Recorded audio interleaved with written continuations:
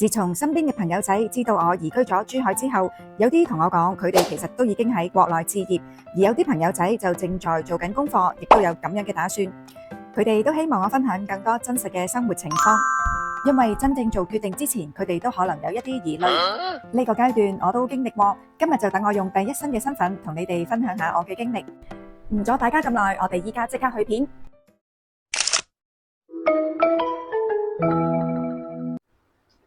Hello， 大家好，歡迎收睇呢個頻道，我係你哋嘅主持人 Angela 安琪兒。香港同珠海其實只係隔咗一條橋，行車時間大約需要40分鐘。無論時間同埋距離，就大約相等於喺香港機場揸車到香港迪士尼樂園度假區往返一次。而且關口係24小時通關，所以係真正做到1小時生活圈嘅概念。但係始終要移居去另外一個城市，唔係好似買棵菜咁簡單嘅決定。大家嘅憂慮可能會有以下幾方面：語言障礙。坦白講，我自己煲嘅冬瓜都係半生熟。最初嚟到珠海，我以為呢度大部分人都係講普通話，所以通常一開始我會同佢哋用普通話溝通。點知原來好多人都識講粵語，特別係佢哋聽到我呢啲咁普通嘅普通話，佢哋都會主動同我講，叫我轉翻 channel 講廣東話，因為佢哋好多都係識聽唔識講，所以暫時都未遇到真正溝通唔到嘅情況出現。最嚴重嘅一次溝通問題就係我買咗一件家私，個物流小哥打電話俾我，同我聯絡，同佢講咗幾句之後，佢問我可唔可以揾一個識講普通話嘅人嚟同佢講。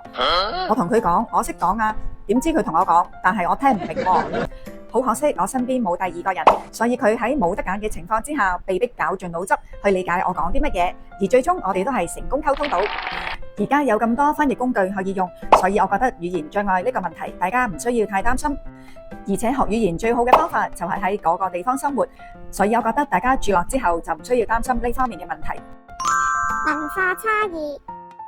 我諗對好多人，特別係女士們同埋老人家嚟講，最唔習慣嘅可能就係使用洗手間嘅問題。喺內地普遍比較多人喜歡使用踎廁，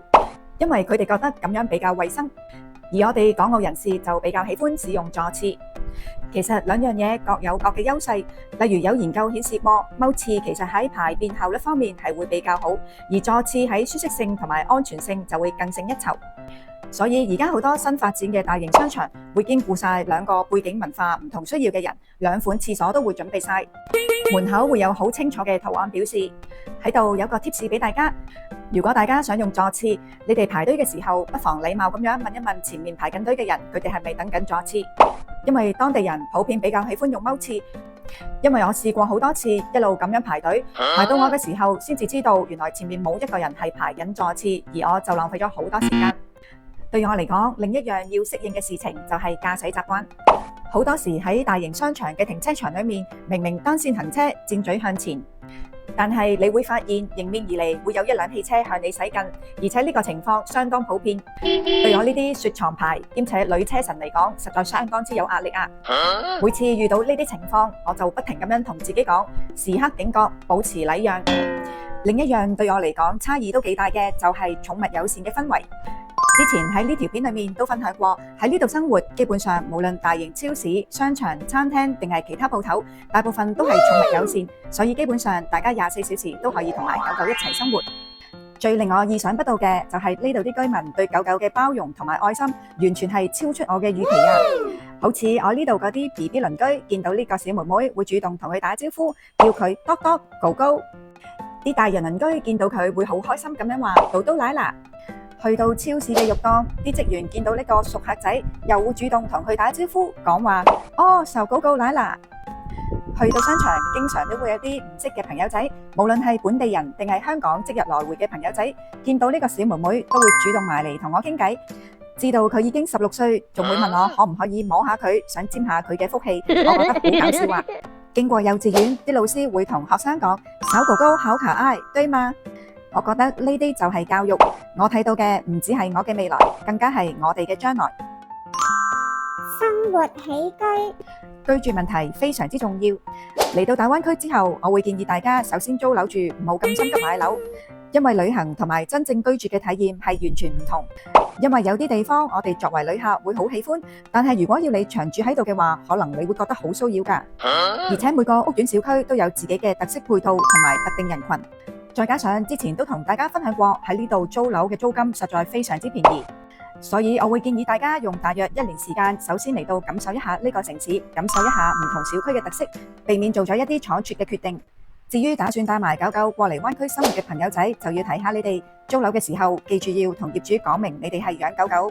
同埋最好喺租約上面寫清楚，因為其實有好多業主都唔喜歡租樓俾有養動物嘅朋友仔。大家坦誠咁樣講清楚，就可以避免第日有爭執嘅情況。斷六親，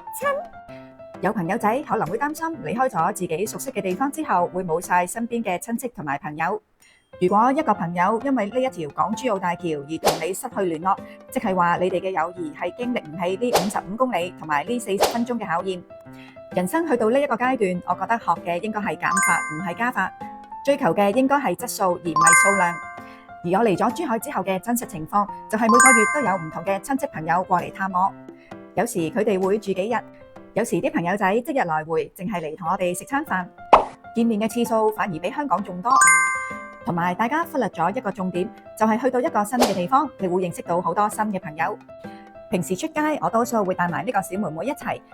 因為呢個原因，有好多陌生人會主動走埋嚟同我傾偈，而當中有唔少係香港嘅朋友仔，所以我哋又認識咗一班無懈家長，大家可以一齊分享更多資訊。